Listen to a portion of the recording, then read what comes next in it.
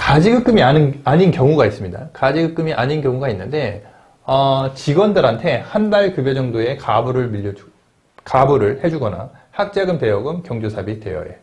그리고 최근 개정된 사항 중에서는 이 가지급금으로 보지 않는 사항 중에서 직원들이 주택을 취득하거나 전세자금을 필요로 할 때 그때 일시적으로 뭐 5천만 원, 1억을 빌려줄 수도 있죠.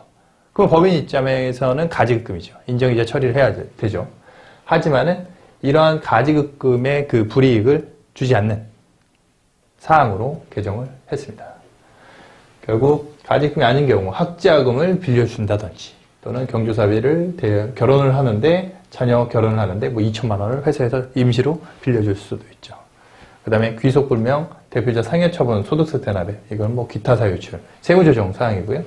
가수금 상계. 원칙적으로 이 가지급금과 가수금이라는 것은 반대 규정이기 때문에 당연히 상계 처리가 가능합니다.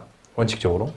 하지만 가지급금, 가수금, 돈을 빌려주거나 빌려받는 거예요. 그랬을 때에 각각 상환 일정이라든지 이자율 약정을 걸었다고 하게 되면 같은 조건이 아니기 때문에 있으면 상계가 원칙적으로는 불가능하다라는 부분을 기억하시기 바랍니다.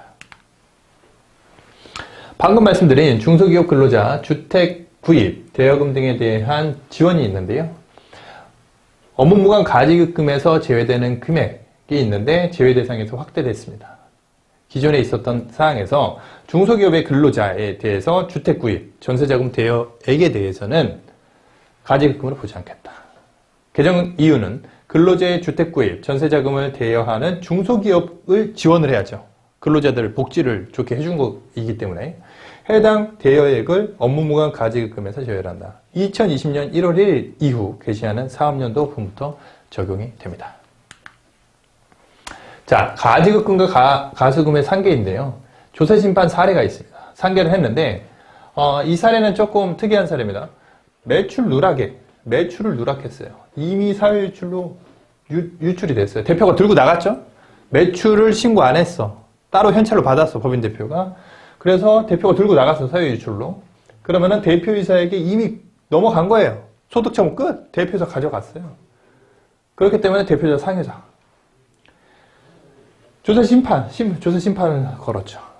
뭐냐면은, 상계가 적법 유효하기 위해서는 수동채권에 대한 존재, 수동채권이라는 거는 저희가 능동수동이 있지 않습니까? 수동은 가만히 있는 거야. 가만히.